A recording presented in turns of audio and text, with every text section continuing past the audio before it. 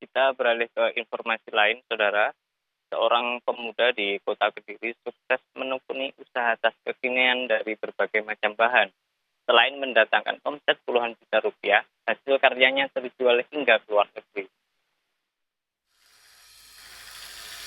Setiap harinya, Degus selalu disibukkan untuk memotongi sejumlah kain di rumahnya di Kota Kediri. Pemuda berumur 28 tahun ini memotong kain untuk dibuat menjadi tas.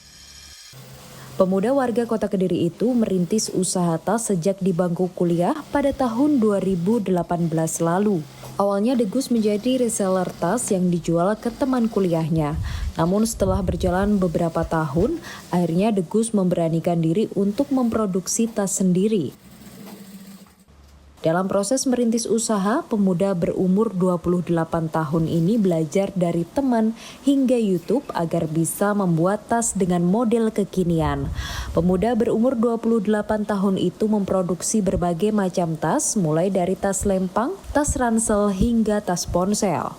Bahkan yang digunakan pun beragam, mulai dari bahan kulit, polyester, hingga kanvas. Nah, awal mula dulu pas kuliah, Mas. Jadi teman-teman kan banyak kegiatan kampus yang harus pakai tas. Ya akhirnya saya carikan vendor-vendor tas di Bandung sampai Covid. Nah, vendor-vendor itu tutup pas Covid. Akhirnya mau nggak mau permintaan tas makin banyak, vendor tas tutup. Nah, akhirnya belajar bikin produk sendiri. Mulai dari pouch dompet kecil yang buat kayak souvenir gitu, sampai selempang, sampai ransel juga bisa. Berkat kerja keras dan ketekunannya, kini hasil karyanya mampu terjual ke kota-kota besar di Indonesia hingga negara Malaysia.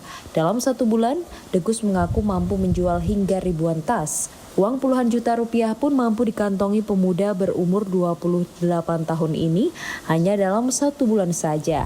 Bapak dari 1 anak itu menjual tas miliknya mulai dari harga Rp20.000 hingga Rp150.000 tergantung jenis dan bahan tas yang dibeli. Tim Liputan Kompas TV Kediri, Jawa Timur.